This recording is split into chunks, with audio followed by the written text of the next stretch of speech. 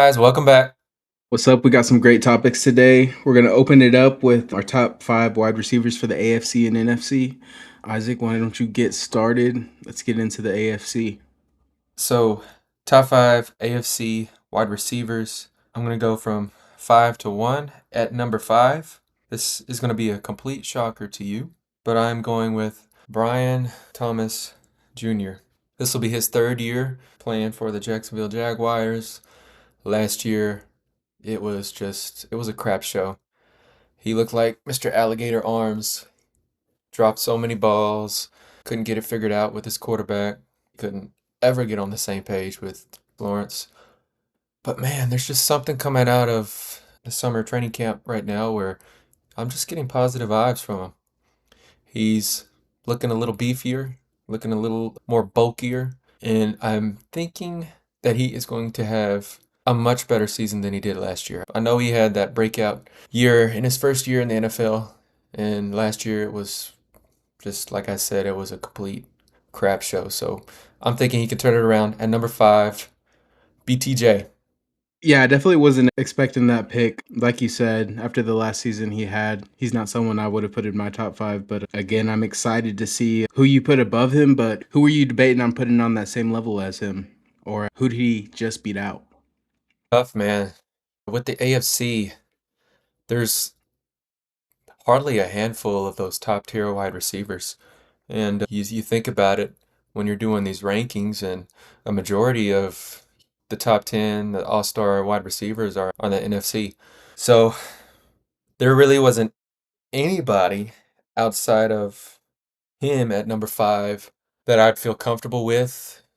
The couple other guys that I was thinking of were Stephon Diggs, maybe T. Higgins, but with their production and their ages, it was just hard to put them in top 5 because I'm also thinking about the upside for this upcoming year. Yeah, you have a really good point. Like I said, if it were me, I probably would have put T. Higgins above him just if I know that Joe Burrow is going to be healthy. He has a really good chance of making a lot of big impact plays. But again, it's opinion. So you can go ahead. What do you got for number four? Number 4, we got the new Denver Bronco, Jalen Waddle. His production the past 2 years, past couple years, have gone down, inconsistent. It mostly has to do with the quarterback that he had throwing to him, Tua Tagovailoa. He is in a much better situation. He is in a much better organization. The team that he is on now is ready to compete for a Super Bowl now. With Sean Payton, the upside is going to be unmatched, in my opinion. He's just somebody that I think can have a breakout year, and he's already had one or two of those already in his NFL tenure. I just feel really good about Jalen Waddle in that offense with Bo Nix.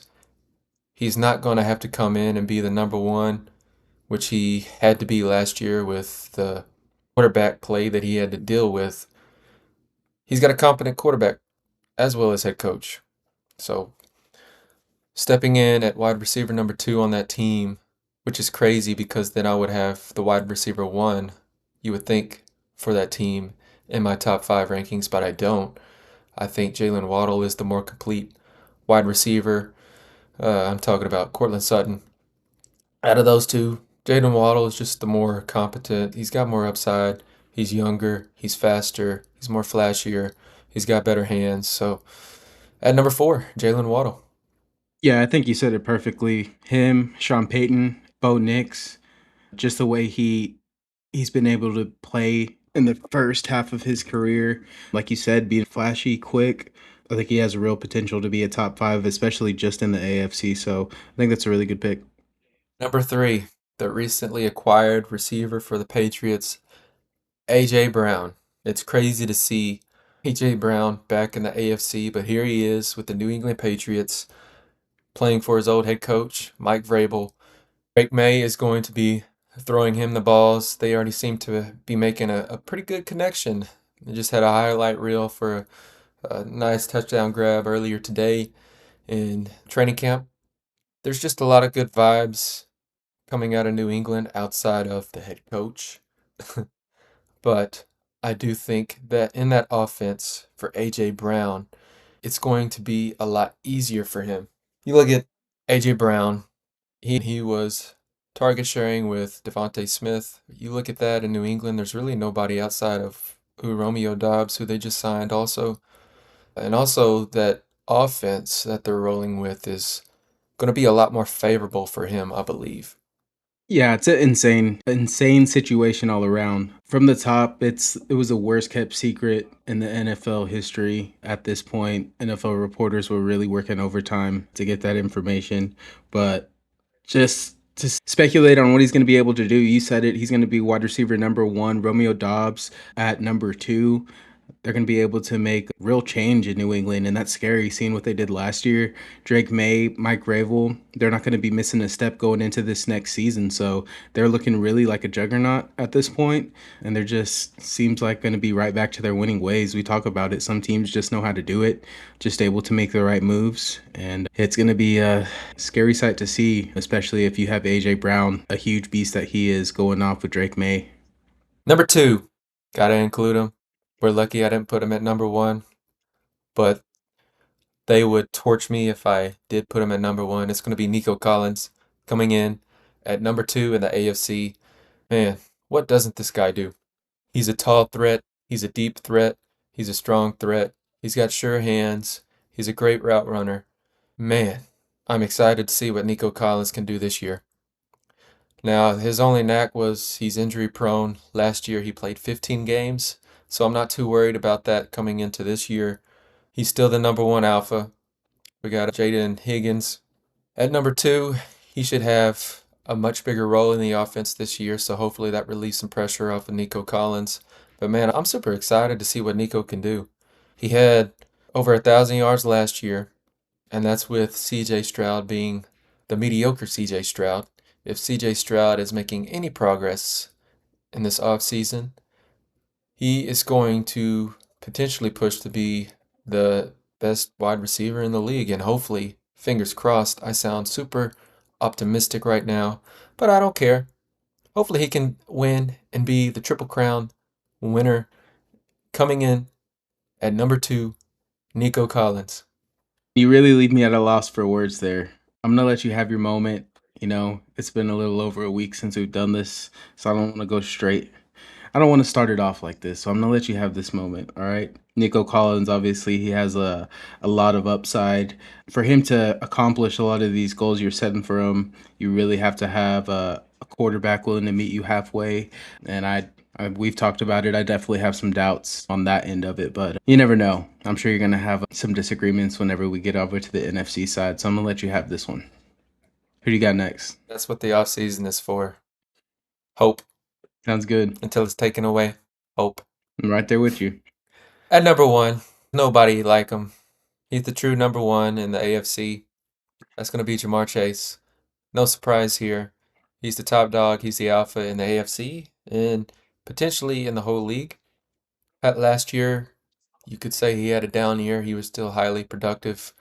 If Joe Burrow stays healthy and that offense does the things that they were supposed to do and should do, he once again could lead the league in receiving yards, touchdowns, receptions, all the above.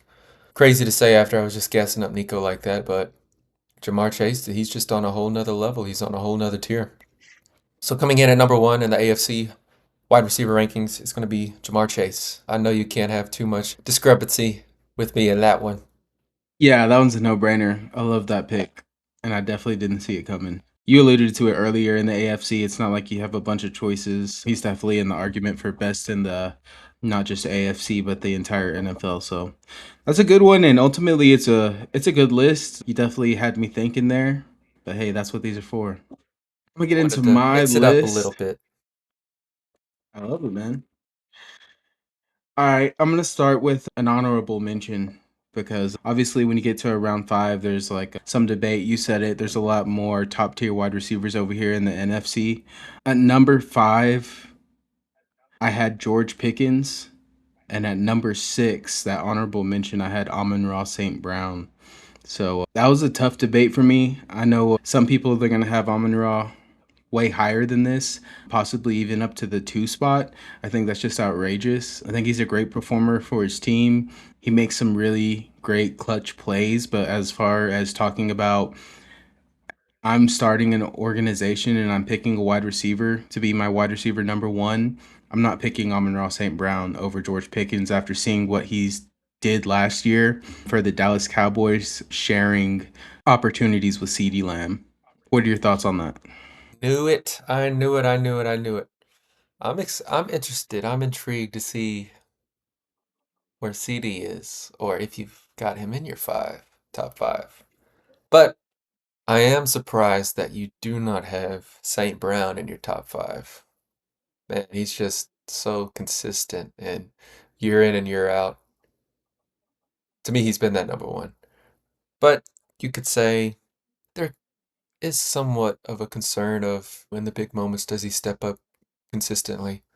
And he struggled with that last year. So I agree with you. At number five, I had Pickens as well. Size and catch radius was a big thing for me considering this, and George Pickens definitely has him on that end of the spectrum. And then when we talk about what are Amon-Ra St. Brown advantage, he's a great slot receiver. He's very quick, but George Pickens is very quick as well. I mean, we saw it, especially his run after the catch with the Cowboys was insane. So when I look at it from that perspective, if you're asking me, like I said, if I'm starting a new team and I'm having to pick, hey, who's going to be my wide receiver number one, George Pickens or Amon Ra, I'm going with George Pickens just for the upside, the deep threat, just the electrifying plays that he's consistently had last year. Like I said, sharing opportunities with arguably one of the best wide receivers in CeeDee Lamb. So that's my 5 and 6. Number four. Number 4, this one's gonna get me killed. Number 4, I'm going with Puka Nakua. Again, I'm looking at it from, hey, if I'm gonna pick someone to be my wide receiver number one, who are you choosing to be that wide receiver number one? Now that I'm saying it out loud, I'm kind of regretting this that I have him at number 4. But at the end of the day, I've made my choices. So yeah, number 4, Puka Nakua. I give a lot of credit to Matthew Stafford, really giving him the best opportunities. That doesn't take a lot away from Puka. Obviously, he's able to do a lot, but I do take into account his talent, style of play, and all this. What went into this ranking for me? What are your thoughts? A lot of people are going to have him as number one, so I know this is going to get a lot of hate. It's crazy.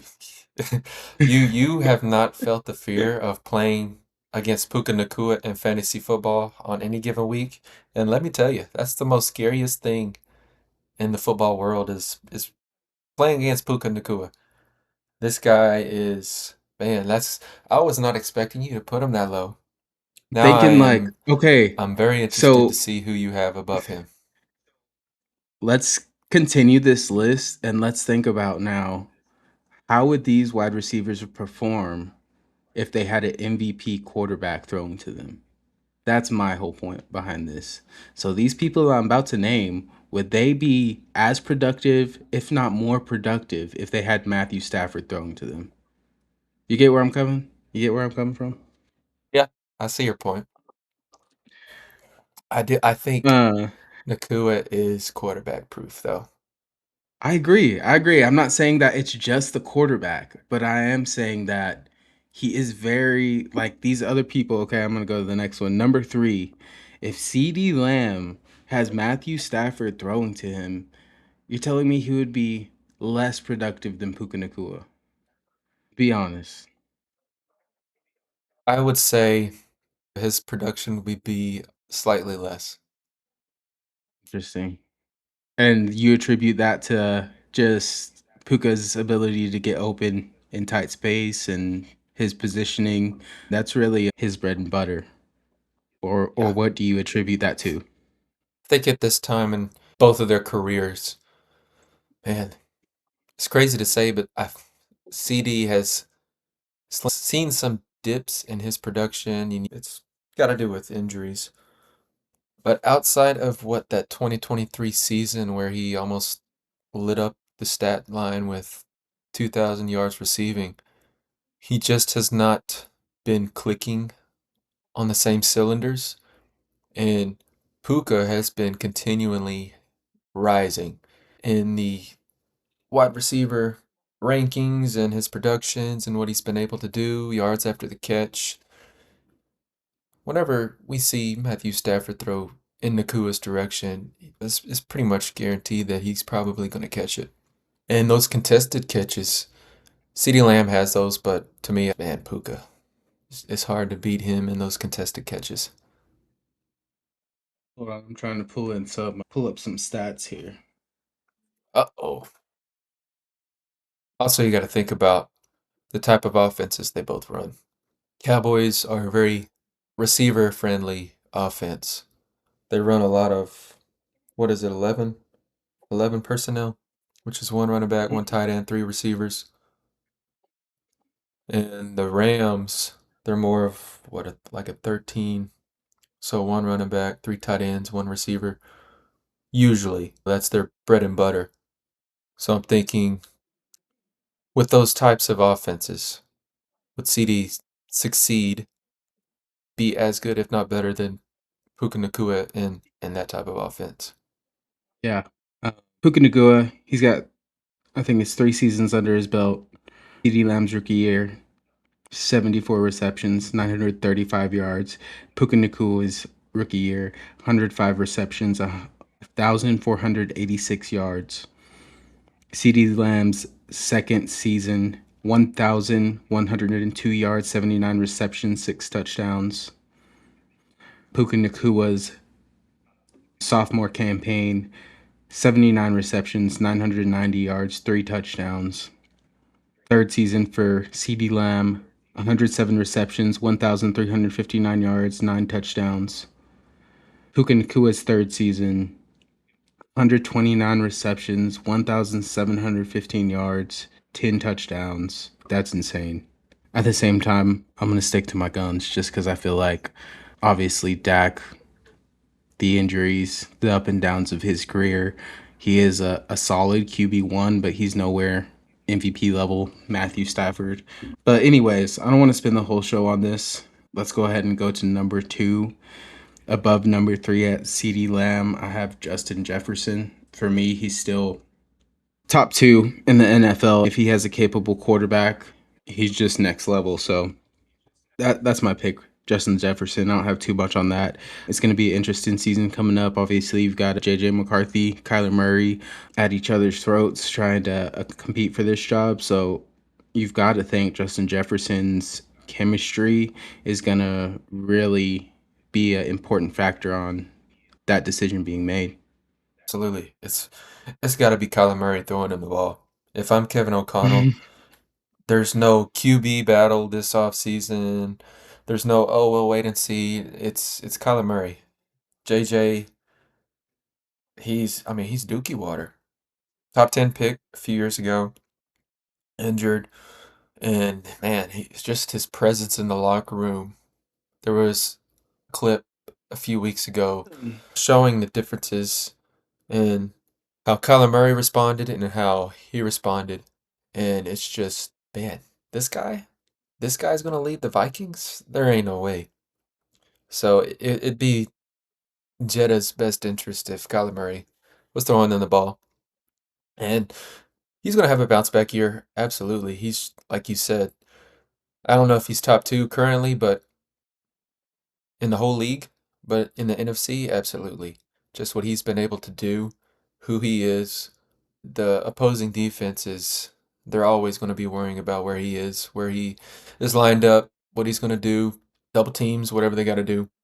And they went and got, Jawan Jennings as well. So you have Addison, Jennings, and you add Jettis to that. That should open up the offense at least a little bit more for Jettis to have a highly productive season. All right, my next question for you, Justin Jefferson, Matthew Stafford in LA. Is Oh, he he's number more or one. less productive than Puka Nacua? He's number one if Stafford is throwing him the ball, yeah. Okay, so if you're starting an organization, you're picking Justin Jefferson over Puka Nacua. I would. Interesting. Yeah. That's just interesting to me. I know people love him. I love him as well. He's a electric player. He's obviously making history in his early career, so it's not any put down to him. I just think there's a lot of really talented receivers here. Number 1 for me, I won't drag it out any longer. Surprise, surprise, it's JSN coming off the Super Bowl. How could I not pick him? Just his impact plays. Like I said, I am accounting for if these guys are in the perfect position, who's going to perform the best. And I feel like just JSN, we've seen it all the way since he was at Ohio State. Just purebred. He was born for this. Doesn't have the crazy size, but he just has everything else. You know what I mean? Like the speed, the route running, the catch radius, the sure-handedness, just being able to be clutch, and just the consistent development throughout his career. Like I said, if you're putting him on a new team, I don't know if there's another one I'm going to pick over JSN after seeing what he did last year. He's the true wide receiver number one, and I am so glad that I drafted him in fantasy football last year. He was a hell of a steal for me. Nobody else really saw the potential in him breaking out last year. And man, he was Mr. Reliable. And it's crazy because he was highly productive in the years before last year. And he was always on that upward trend. And last year he just took flight. He had what, 1,700 yards, 1,800 yards, double digit touchdowns. And he was just highly consistent and highly reliable. Now, will he be able to do that again with Sam Darnold? Potentially. Man, it's tough. What he's been able to do, his comeback story is amazing. It's awesome to see, but I don't think he's not a true quarterback one. So I'd feel a lot better about JSN if he had Matthew Stafford or if he had a true quarterback one throwing him the ball consistently. But you said it, just what he is able to do and what he's been able to do, especially last season. It's just a quick side of what is to come for him. I'm very excited to see what JSN can do. I love what he does. I love his style of play. Yeah, a lot of it is like the potential I see in him. Like he's still so young. I really don't think this is the finished product. Where a couple of these guys, I think maybe that we see what they are, but JSN, like he's still on that upward trajectory. So it's going to be exciting to see what he is able to achieve in his career. Who do you think, man, who is the most likely to reach 2,000 yards next year out of our lists? There, honestly, there's nobody from the AFC that I feel confident in surpassing the 2,000-yard receiving. Yeah, for me, it's Puka Nakua. You're gonna have Matthew Stafford. He has no signs of slowing down. Your What are your other options on that team? You have Devonte Adams. Puka Nakua is the clear number one, where a lot of these guys, like CeeDee Lamb, George Pickens, they're sharing. Amon Ra. I believe they have a couple really good tight ends over there. And then Justin Jefferson. Isn't Addison over there? Is that correct? Edison and Jawan Jennings. Yeah. And then, yeah, I just think Puka Nakua just has a really the best shot out of everyone. If you haven't been able to tell by now, I'm holding Matthew Stafford in really high regard. He just made all the right decisions last year for his age, for his experience, his physicality, just he was able to put on the fields. Like when you have guys playing in a flow state like that, the sky's the limit. We've seen it with Patrick Mahomes recently. We're seeing it now with Matthew Stafford. We've seen it from Tom Brady. Like all the greats, they just have this 3 4 year stretch where it's just they're untouchable. What really comes to mind is Aaron Rodgers, the way he would just flow in the game, and Matthew Stafford. This stage of his career, he's in that flow state, and until I see that drop off, his wide receivers are going to have the best opportunity to get that triple crown. Who has the clearest path to that 2,000-yard threshold for sure? All right, so those are our wide receiver rankings. Puka Nakua fans, leave your comments down below. I don't feel too bad for y'all. Y'all are gonna have Miles Garrett and possibly Aaron Donald coming up, so I'm sure you'll get over it. I think next we're gonna cover our biggest comeback player of next year. Do you want to get started on that? Yeah, absolutely. Well, he was my number 5 wide receiver in the AFC. BTJ, Brian Thomas Jr., out of Jacksonville. After the product that he put on the field and gave us last year, he is the perfect candidate for me to be that bounce back player, the comeback player of the year. It was just a very disappointing season with the rookie year that he had. He had over 1,200 yards 10 touchdowns, somewhere in the 80s for receptions. And you're thinking, man, the sky's the limit for this kid. And he came back this past year looking lost with the alligator arms, dropping balls left and right. Couldn't figure it out with Trevor Lawrence, couldn't get on the same page. And he was in discussions of being traded and all this other stuff. And now, coming into training camp and the summer workouts, he is looking clean. He is looking sharp. And I'm very excited to see what he can do. Not too excited because he plays for the Jacksonville Jaguars. I do not like the Jacksonville Jaguars, and I do not like any other team in our division. But you gotta appreciate a player of his talent. And I genuinely, as a player, I'm excited to see him bounce back because that could be a great comeback story for the kids growing up and for anybody. But bounce back player for me. That's a good pick. I definitely think he's gonna have a upward year coming up, and Trevor Lawrence definitely needs it. You have Liam Cohen, just the way he has that team rolling. It seemed like last year.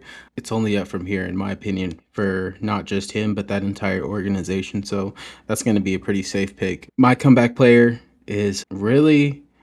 I don't think a lot of people would pick him, but for me, it's just like so glaring. Kyler Murray, I think he's gonna win that job. Just seeing JJ McCarthy, he's young. Hopefully, he can learn some stuff behind Kyler Murray. If not, we're gonna see him move. But Kyler Murray, you said it. Jawan Jennings, you got Addison, you got Justin Jefferson, Kevin O'Connell coaching him up. QB whisperer. We've seen what he's been able to do with some other, let's say, average QBs and really have a outstanding season. So Kyler Murray, I think it's, in my opinion, inevitable, barring any crazy injuries or anything like that. He's going to be really set up for an amazing year. I think this is going to be the most firepower he's ever had, the best team he's ever played with, and the best coach he's ever had in his career. So we're talking about a kid who was unstoppable in high school, unstoppable in college. He's won his entire career until he went to a subpar organization, let's say. And we've seen QBs come from subpar organizations and go into a winning program or a program who has a history of winning and just change the trajectory of their career. And we've seen a lot of those cases, especially recently. So Kyler Murray, he's more talented than almost every single one of these stories of these quarterbacks that we think about when we're talking about situations like this. Let's say Sam Darnold, let's say Baker Mayfield. He just has all the intangibles. He's a manlet. He's a little short, but that's okay. He moves around. He's quick, and he can sling the ball. So I think he's definitely going to be a comeback player. Absolutely agree. And in his whole career, yeah, he had Hopkins when he was still in his prime, but he's going to be able to throw and play with Justin Jefferson now, who is one of the top wide receivers in the league for the past 6, 7 years. So this has, like you said, all the workings to be another success story for those comeback quarterbacks. They get written off and they're called trash and they suck and they're short and they're not this and they're not that. And as a competitor, a true competitor, you love to be in those moments because you can just use that as fuel. You can use that as motivation. And Kyler Murray is a competitor. Regardless of all the crap and all the rumors coming in and out of Arizona about his leadership in the locker room, he is a leader. He's been a leader his whole life. High school, college, tried to be a leader in Arizona, but it's really hard to be a leader in a subpar organization, like you said. So him teamed up with Kevin O'Connell, that has all the makings in the world to be a comeback story for him. Yeah, not only a subpar organization, but when you're trying to climb the world rankings of Call of Duty, priorities, it's a lot to balance. Anyways, he says all that's in the past, so it's going to be exciting to see what he can do. Absolutely, man. Let's get into some Texans OTAs. The people want to know, is this going to be 5 minutes of you telling us how good Nico Collins is going to be this year? To to dab my feet in that, we all know he's going to have a breakout year. My interest is something I read earlier this week about D'Amico Ryans and his outlook for this, not only this training camp, but this coming year. And man, the more I look into it, the more I like it. So, what I read and what I did research on was Ryan's focus for his team in OTAs is becoming smarter. So they're walking through team drills. They're not so focused on competition, which I think is the primary focus this time of year, especially when you're bringing in the rookies. You want that competition and you want to see these athletes compete against each other for a roster spot. That has its place. But when you're a team of the Texans caliber and their aspirations for a Super Bowl, and you're not sure how long your Super Bowl window is going to last, it's all about sticking to the basics. And it's just, man, it's just super smart for me, and it just makes so much sense seeing what we saw last year, especially from CJ Stroud. They had all the makings to win the Super Bowl outside of the quarterback play. And to me, I just think this is D'Amico Ryans is being an example to his team about not trying to be too pretty. You don't want to outsmart yourself. You just want to stick to the basics, stick to the fundamentals, do really good, do really well, and master those fundamentals. And at the same time, these walkthroughs with the whole team, it builds teamship and sportsmanship, and it builds relationships within the team. And they can really take a moment, go over what their duties and the responsibilities are together without all the flashiness and all the speed of what competition would bring, if that makes sense. So he's focusing on the mental aspect, not too much on competition. And I just think it's brilliant, man. Yeah, it's real refreshing when you have a head coach where you know and feel and see that he's young and hungry. You know what I mean? I don't think you can say that for every NFL head coach in the league. A couple of these guys have won, they've been around a little longer, and they do things a certain way. But when you see your coaches moving things around, making moves, changing the way they do things, like always just trying to make the little things, even just tweaking things to consistently get better year over year, month over month, week over week. And I think you can definitely say that about D'Amico Ryans, and that's just me looking from afar. You can tell that he's hungry and he wants that Super Bowl, and the players feed off of that, the leadership feeds off of that, and I think it can only lead to prosperous opportunities. So I definitely think, to your point, he's making the right moves out there. You think about, when you really think about it, I haven't thought about it. It's just something that was a given. What do these organizations always want to do this time of year? And what's their primary focus? It's establishing culture. And you look at the Texans, they already have that culture. It's that swarm mentality. They're all fighting for each other, playing for each other. That's established. Like the whole country knows what the Texans are about. That just makes it even better when you already know what your culture is and everybody else does. It's a lot easier to make a move like this. Anything else on the Texans? That's all I got for the Texans. Sounds good. We're gonna go into talk about this insane trade, possibly one of the craziest trades in NFL history. We've got Miles Garrett going to the LA Rams. Insane. Still, what it's happened a week ago. Still at a loss for words, obviously. What is your opinion on it? We talked about it, not about him going to the Rams, but probably 2 months ago. Browns were restructuring Miles Garrett's contract, and we were talking about, well, just leading the way for him to potentially get traded or moved. And here we are, middle of June. He got traded in the beginning of June. He's with the Rams, and it's like you said, it's just insane. Of all the teams, he went to the Rams. There's just something about LA, those LA teams, they're not afraid to make those moves. They're not afraid to take that, what could be a risk. And they're going all in. They're throwing all their chips in the middle of the table. And for them, they're just a juggernaut. They've been a juggernaut. This makes them almost impossible to beat. And really, it's just a Super Bowl or bust for them. If they do not make it to the Super Bowl with the talent that they have on this team, it is a complete disappointment. And they might not even try to run it back next year. It might just fall apart. But this move to go get Myles Garrett opens the door for Aaron Donald to come back. And can you imagine that front defensive line? Aaron Donald and Myles Garrett on the same defensive line. If I am an offensive lineman, I would be crapping my pants. Wow, it's just, I still can't believe it. It doesn't seem real. Yeah, and Aaron Donald's even confirmed that he's considering this, so it's just scary. The fact of the matter is, if he were to come back, he is gonna wait to the very last moment to announce it, and so that could very much be likely what's happening. And as far as we know, that could already be in the works. So it's just insane to think about again. But that team who was already scary is looking unstoppable at this point. Got the best offensive player in the league and the best defensive player in the league on the same team. Yep.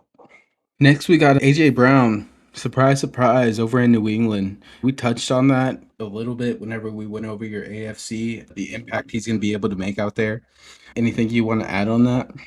Too sure how he's going to perform. Man, I think he will succeed in New England. I don't know if it's going to be right away or it's going to take a year or two. He's going to be turning 29 or 30. I think 29 later this month. So he's kind of getting up there in age. But this reminds me a lot of George Pickens with the Cowboys last year. Yeah, there's not a receiver nowhere near Lamb's caliber in New England, but they have such a receiver friendly offense. You look what Stephon Diggs was able to do in that offense last year, who's pretty much towards the end of his career, if not there already. AJ Brown in that offense with Drake May, lights out. You said it earlier in this episode. There's just some teams that always seem to be at the top and consistently stay up at the top, who always make the right moves. And this was a great move for the New England Patriots. They needed somebody that Drake May could rely on. Yeah, no doubt. I don't see how he could not have a far and away better season than what he's had the past couple seasons. So, like I said, it's going to be tough out there in the AFC 100%. Next, we've got a little bit of college football. Got Texas Tech, Brendan Sorsby situation. What are your thoughts on that? Highly controversial topic. Dude made over 1,000 bets on his own team while he was playing. I think they said he bet his own under before, which is insane. What are your thoughts? Time to think. And I think I would feel a lot differently if there was a different voice leading this in the college football world. But for these ADs and conferences and members of the NCAA higher ups to just the hypocrisy that they have shown with this scenario and Sorsby, it just really grinds my gears, man. Like there's no way. And this has less to do with Sorsby and more to do with the NCAA and the hypocrisy and just the ridiculousness that they have shown for the last 20, 30 years. It's just something.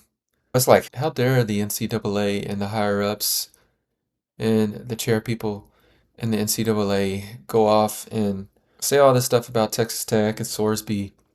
It's just so hypocritical with the fact that they've used these kids and these players, really just grooming them and taking advantage of them in their name and likeness for 20, 30 years, making billions and billions of dollars off of these kids. And for them to go out and pretty much just boycott Texas Tech, which can you blame Texas Tech? Indiana and Cincinnati, they knew as well. And nobody's talking about them. But at the same time, man, this kid Sorsby, what the hell was he thinking? He's in the wrong regardless. But I still think it's important to call out the hypocrisy in the NCAA for what's happened over the last 2 to 3 decades. Yeah, I'm not the biggest college football fan, but I lived in Lubbock for like 8 years. My childhood, I am a Texas Tech fan. So I loved it. I love all the hate. We got the same situation going on in softball. They're a high contender. A lot of the big schools don't want to play them. A lot of the reasons because of how they do things. So yeah, Texas Tech versus the world. Honestly, he is in the wrong. But at the end of the day, what are we talking about? Nick Saban's players, like he's loving to talk shit about the NIL and stuff. And you go back to the days when he was coaching and his players were driving sports cars and got the flashy jewelry and everything, and they're college football players. Where are they getting the money? You know what I'm talking about? So we really see eye to eye as far as the NCAA and the people that are really critical of how this situation turned out. I don't think there's this medical issue going on. I think bro just like was trying to make some money, and I think it's unfortunate that he has to be like, oh no, I'm mentally ill. You know what I mean? And maybe he is, maybe I'm completely wrong, but it is very convenient. Whatever it is, it worked out. I think the first judge on the trial was a Texas Tech graduate, and this judge was friends with and born and raised in the area. So it's like, what did you expect to happen?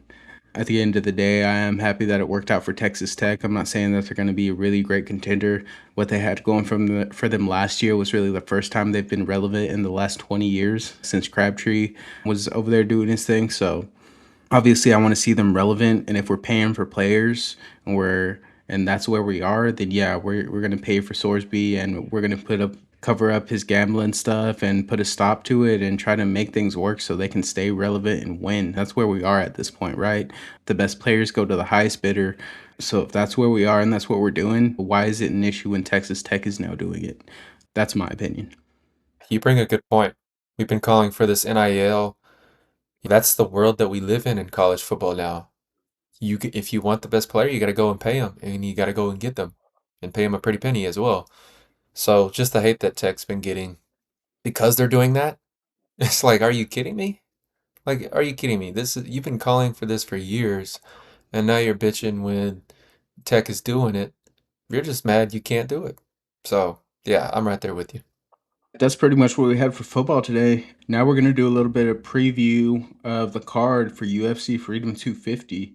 Obviously, one of the biggest cards in UFC history. It's going to be on the White House lawn, possibly about 400 people in the crowd. They've got pretty much this whole stage built out. What are your thoughts off Yeah. the top of the what you know about the event? I'm very excited to see Ilya Taporia and just to Gaethje go at it in the ring. They've been talking a lot of crap to each other this past week. They're really spicing up that fight, doing what they can to promote it, which doesn't take much when you slap the White House on it. That fight is the most exciting fight that I'm ready to see, as well as Alex Pereira, Cyril Gahn. Another fight I'm excited to see, Josh Hokett and Derek Lewis. I can go on, but I'd like to talk about Josh Hokett a little bit later. We're going to start from the bottom of the card. This thing is just stacked with incredible fighters. Diego Lopez versus Steve Garcia. Diego Lopez has lost a couple title fights to Alex Volkanovski. He's that top tier level. He's not number one in the featherweight division as far as, let's say, number one is champion, but he's 100% number two, and he has a killer coming up in Steve Garcia, who has plenty of experience and poses a good threat to him. I really think Diego Lopez is going to be able to pull it off, but it's going to be a really good fight. Bo Nickel, I know you've seen a couple of his fights. He's going up against Kyle Dawkins. I think it's going to be a clear-cut victory for Bo Nickel. Then we got Mauricio Rufy. This is one of the more anticipated fights for me on this card versus Michael Chandler. Michael Chandler, 40 years old at this point. He's getting thrown to the Lions. First Patty, now Mauricio Rufy, who's just a killer. So it's going to be a really dangerous fight for Michael Chandler. We've seen him get bloody, battered, bruised like the last couple fights, the Dustin Patty. So you're really rooting for him. For me, I'm rooting for him to really walk off into the sunset. I hope he doesn't try for another title run. You know what I mean? I just don't think it's in the cards for him. So if he can get a win here against a really great contender, a young guy who he's a very big underdog against, and walk off into the sunset as the All American at UFC Freedom 250, and what a way to end a historical career, in my opinion. Chandler's a tough SOB. Rufy, I'm excited to see. Man, I'm just excited to see these fights. Rufy's a guy who I know somewhat. I know he's got a lot of snap. He's got a lot of power. He's quick. Hopefully, Chandler can hold his own at the age that he is at right now. But that's going to be a great fight. Hopefully, it's, like he said, something he can ride off into the sunset with. We got Josh Hokett versus Derek Lewis. I think Josh Hokett's got this one. We've seen Derek Lewis. He's definitely not in the prime of his career. Josh Hokett, he's got all the juice. I think he's going to have the far bigger gas tank. But at the end of the day, anytime you're in there with Derek Lewis, don't blink because he is a knockout king for a reason. Every now and then he fights this young contender. He's like, man, I don't think he's gonna be able to pull it off, and he knocks this guy's head clean off. So Josh Hokett, he's definitely got a lot on his hands, and for him to be pulling some of the stuff that he is, I think it's a little bit ridiculous in my opinion. A lot of it is funny, man, but it's just a balance that you got to have, and you can just see he's trying so hard, and some of the like, I think I said it on this before, like half the shit doesn't even make sense. Like, just say the stuff that makes sense, and you would be good, bro. Like, but some stuff he's just like talking to talk, and it's like it's not cool, it's not funny. Obviously, everyone knows it's a character now. Like at least Colby Covington, it was obnoxious. Henry Hudo, it was obnoxious and annoying, and you knew it was a character, but you really couldn't tell. Like it wasn't proof. But Josh Hokett, he just goes in and out of it. It's rough for me to watch. It's like, is this the way we're going in the UFC? Is this what we got to do to generate traction? And I hope it's not. And I hope this is a one-off. At the end of the day, when he steps into the cage, he is electrifying. That's why I do think it's unfortunate because what he does in the cage is already spectacular. He doesn't have to do a lot of the extra stuff. Some of it is really good, you know what I mean? But it's just the part where it just doesn't make sense. It just it's cringe. Cringe to me, I guess is the word. Just very embarrassing. Like in the beginning, it was cute. You're like, okay, okay. But he just doubled down, tripled down on it. And now it's just like, oh my gosh, man, you're making yourself look like a fool. You, you need that balance, like you said. You think of the great fighters and just go beyond fighting in the sport of UFC. Think of the greats. Like they've got good character. And regardless of if they shit talk or not, they're a good human being. They're a good man. They have a moral compass.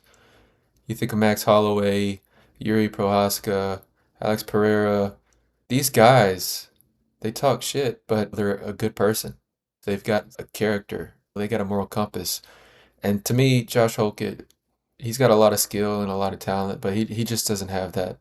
And he pretty much just sold his soul for the fame. And that's what I see when he puts on these performances. He's just doing too much, and he just doesn't have character. So hopefully Derek Lewis knocks him out. That's highly unlikely, but yeah, Josh Hokett, figure it out, man. Next, we got Sean O'Malley versus Amin Zahabi. Sean O'Malley, it's a fight I would have been excited for about 2 years ago, but just his last couple performances, staying on the outside, jab, jab, jab. He's not really digging in, and he just doesn't seem as hungry in the last couple fights. He's getting some wins, and it's good to see. I'd like to see him get back to his winning, electrifying knockout ways, you know, really he's young in his career. He doesn't have a lot of tread on the tires. I feel like he can really turn this thing around if anyone has the ability to do what someone like Max Holloway has done and just be consistent at the top and win the title a couple times. It's Sean O'Malley, so hopefully he gets his mind right, makes a lot of the right moves and can get back on the trajectory. Amin Zahabi, he's a good contender. I don't see him going and competing for a title or anything like that. But again, he's at this level where he's fighting a top five contender now. So crazier things have happened. Yeah, I'm rooting for O'Malley in that one. I'm hoping that he puts on a better performance than he did last time out. Just kind of disappointing, the product that he put out for everybody. So I'm hoping, especially at the White House, he can turn things around and really go back to his bread and butter. Because he's one of my favorite fighters. And it sucks seeing them kind of start to decline. So hopefully he proves me wrong and everybody else wrong and really puts on a show.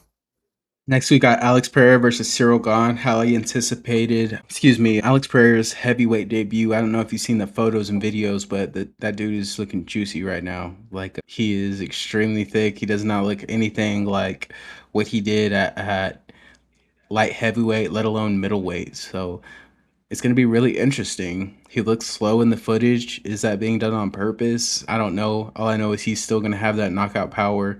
And if he's able to get on the inside and get a hold of Cyril Gahn, it's not going to be pretty. I have Alex Pereira winning this pretty handedly, But again, what's most likely going to happen is probably going to be Cyril gone by eye pokes. So I guess we'll see. But what are your thoughts on this fight? Maybe, just maybe, Pereira will work some of his voodoo magic and prevent the eye pokes, but we shall see. I think these videos and this stuff coming out about Alex Pereira looking slow and all that stuff, it's just propaganda. He's still Alex Pereira. He's gonna knock out Cyril Gahn, and it'll be the end of the day, you know? It'll be a job well done. But I can't bet Yeah, against Alex. yeah, I can't bet it against Alex. He's a killer. His coach is a Freemason, so you know he's got some other stuff on his side as well as the voodoo. So, like I said, time will tell, but it's looking up for him at this point. Next, we've got the main event: Ilya Taporia versus Justin Gaethje. Justin Gaethje.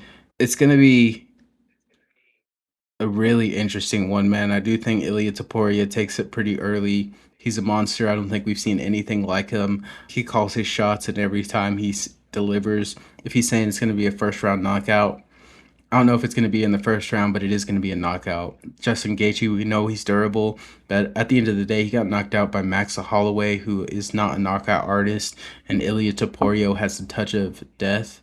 So I loved Justin Gaethje before. He said a lot of stuff during the build-up that kind of turned me off towards him, but what he does in the cage is unquestioned. He's a legend, no matter what way you slice it. He's born for moments like this. There's a reason he's called the highlight. He 100% has a chance in this one, but Ilya Taporia, in my opinion, is inevitable. What are your thoughts on this one? This one's tough. It's gonna be a battle. The floor of that ring will be nothing but red at the end of this fight. I do think it's going to go 4 to 5 rounds, and Wow. despite what Justin has said recently, it's kind of out of character for him and what I've seen from him. But man, there's just something about the buildup of this fight. I believe Justin Gaethje can pull out the underdog and get Ilia Topuria. I don't know what round. Like I said, 4 or 5. I hope it's not a unanimous decision and it goes to a decision. I hope it's TKO, KO, whatever it is. It's gonna be freaking cinema. But man, there's just something about Gaethje. I love Ilia Topuria. He's the, you said he's got the touch of death. He is a stone cold killer. He calls his shots and he lives up to them. And he's going to have a lot of juice based off of what Gaethje has been saying to him this past week and a half. But there's just a feeling that I have that Gaethje might pull this one out. Yeah, I think that's officially your first UFC bold prediction. I like it. Man, if he does this, that really cements him as one of the all-time greats. If he's finally able to pull off this title at this point in his career, it's amazing. So, again, highly anticipated card. I think this one's going to be undeniable. Hopefully, we get some rain and stuff, and we got guys fighting in the rain or something crazy like that. But yeah, that's UFC Freedom 250, and I think we're ready for our triumphant moment. Absolutely. My triumphant moment is going to be no other than Miles Garrett. This guy, his dream came true. His prayers have been answered. The football gods have blessed him. They've heard him. They allowed him to escape into the realm of LA. And man, this guy, it's really, he finally gets his true chance at a Super Bowl. And he's a career leader in sacks, said it last year. This guy, man, and he's just such a likable NFL player and athlete. There's not really anybody that I know that doesn't like Miles Garrett. And year 8 or 9 now, he finally has his chance to go get a Super Bowl. And this is his best shot at winning the Super Bowl, getting that ring. But I'm just so happy for Miles Garrett because he just looks so depressed and sad and lonely in Cleveland. And now he's in LA with the cream of the crop. And man, it's crazy to say that that is a triumphant moment, but here we are. He's my triumphant moment, and I'm very excited to see what he can do in LA. It's not crazy at all because I'm going to go with him too. I was very critical of him for the decisions he made as far as like the extensions that he took in Cleveland because I'm like, wow, like You expect some of these guys who have the potential to be one of the greatest of all time or the greatest of all time in their position, and like you've got to want to win the Super Bowl. Like at the end of the day, you've got to think that the Super Bowls are in the long term going to bring you more financial return. But again, what do I know? I'm not an NFL player. So his agents definitely got to be in his ear advising him. I'm sure they are. But to see him be able to get those insane, lucrative, historical contracts and now be able to go, he still's got plenty of juice, be able to go complete for a Super Bowl. Man, it seems like he made the right decision. Look where he's at now. What better landing spot could you have gone to? So he's got the huge contract that he signed at the Browns, and now he's playing for the best team in the NFL, arguably. So yeah, just triumphant moment all around. Like I don't think anyone could have navigated it better, setting the sack record all time last year, and then now you're on the best team in the NFL, best QB, insane pieces on the offensive and defensive side, Hall of Fame head coach in Los Angeles. And the only downside is the taxes. Super Bowl's gonna overshadow that 100%. Absolutely, man. All right. Well, that'll do it for this week's episode. We will see y'all next time. Yeah.